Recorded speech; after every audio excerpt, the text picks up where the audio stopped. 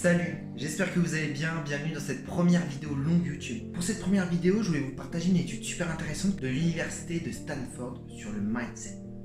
En fait, les chercheurs de Stanford se sont posés la question si le mindset, en français état d'esprit, si vraiment l'état d'esprit, ça avait un impact sur la réalité. Ils se sont vraiment posé la question si c'était pas un truc abstrait. Du coup, pour cette étude, ils ont pris un groupe de personnes. Ils ont demandé à ces personnes de faire un truc complexe, une tâche complexe. On leur a donné 2 feedbacks. Dans le premier feedback, on les a complimentés. On leur a dit « Waouh, ça c'est bien fait, magnifique, toi t'es chaud, toi t'es fort. » Bref, on leur a gonflé leur ego.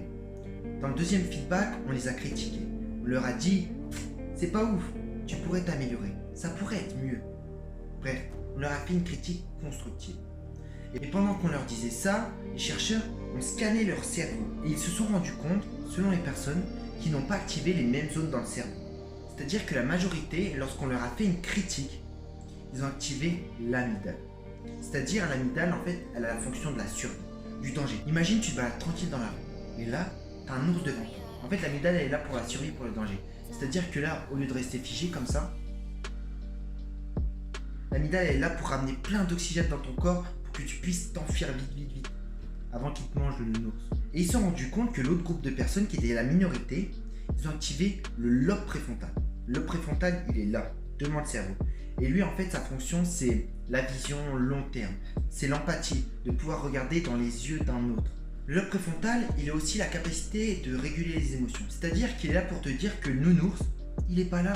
C'est toi qui te le crée dans ta tête. C'est toi qui te crée une fausse peur. Il est là, le lobe préfrontal, pour te dire ça, pour te prévenir que tu te crées quelque chose. Il n'y a pas de nounours là. Et c'est ça le truc. Ils se sont rendus compte que la majorité vivait ce feedback comme une critique, comme un danger de mort. Critique égale danger de mort pour la majorité des gens. Tandis que les autres, ceux qui ont activé le lobe préfrontal, vivaient cette critique comme bonne. C'est-à-dire qu'ils vivaient cette critique comme une opportunité de s'améliorer, de devenir meilleur. Alors que les autres, ceux qui ont activé l'amygdale, ils ont vécu cette critique comme un danger de mort. Il y a une différence. Carol Dweck qui appelle ça the growth mindset, le mindset de croissance, et le mindset fixe, c'est-à-dire le mindset limité. Elle associe le mindset de croissance pour ceux qui activent le lobe préfrontal et le mindset fixe pour ceux qui activent l'amygdale. Ceux qui ont un mindset fixe, c'est ceux où la critique détermine leur valeur. Et inversement, quand on les valorise, ça détermine leur valeur. Par exemple, on leur dit « toi t'es intelligent ». Ils définissent leur valeur, ils sont intelligents. Par contre, si on leur dit « toi t'es un peu con », eh ben ils se déterminent comme con parce qu'on leur a dit « tu es con ». Du coup, ils sont cons. Si on leur dit qu'ils sont cons, ça remet tout en question leur valeur. Et pour eux, s'ils réussissent, ça veut dire qu'ils ont de la valeur. Par contre, s'ils échouent, ça veut dire que c'est des merdes. Et le mindset de croissance, c'est ceux qui vivent la critique bien. C'est-à-dire la critique méchante, ils la prennent pas personnellement. C'est ok. Par contre, la critique constructive, celle qui pique et qui permet de t'améliorer, c'est cool. Ils se disent, ça c'est une opportunité de grandir. Ça pique forcément, ça touche ton ego, mais ça permet de t'améliorer. Que par exemple, revenons à l'étude. Le premier feedback, quand on leur dit c'est cool, c'est bien, t'es fort, t'es chaud, t'es intelligent. Ok, ça gonfle ton ego, ça te fait un peu de dopamine, mais tu t'améliores pas, ça sert à rien de gonfler ton ego. Tandis que quand on te fait une critique constructive, ça te permet de t'améliorer, même si ça pique. Et pour eux, les critiques constructives, ça ne remet aucunement en cause leur valeur. Ça permet juste de s'améliorer, c'est une opportunité. Critique constructive égale opportunité. Je vais prendre un autre exemple pour mieux comprendre le mindset de croissance vs le mindset fixe. Par exemple, il y a 2 footballeurs. Le premier c'est le footballeur A, le deuxième c'est le footballeur B. Le footballeur A, il y a ses amis, il y a sa copine qui le regarde. Alors, il veut montrer qu'il est chaud, qu'il est fort, surtout devant la copine. Alors du coup, il tente vers le penalty pour marquer, facile. Il tente un petit peu plus loin vers le coup franc, mais pas plus loin, qu'il risquerait de ne pas cadrer.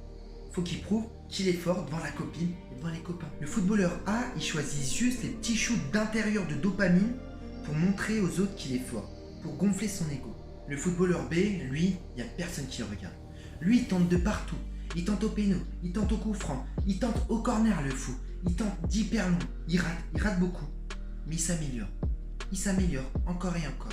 Tandis que le footballeur A, lui qui tente des trucs faciles, des pénaux, qui sait qu'il va réussir, il s'améliore pas, il gonfle juste son ego. On va prendre un autre exemple encore plus concret. J'ai vu l'autre fois sur le journal L'équipe les statistiques des joueurs de basket dans le monde entier ayant raté le plus de paniers de basket de leur vie.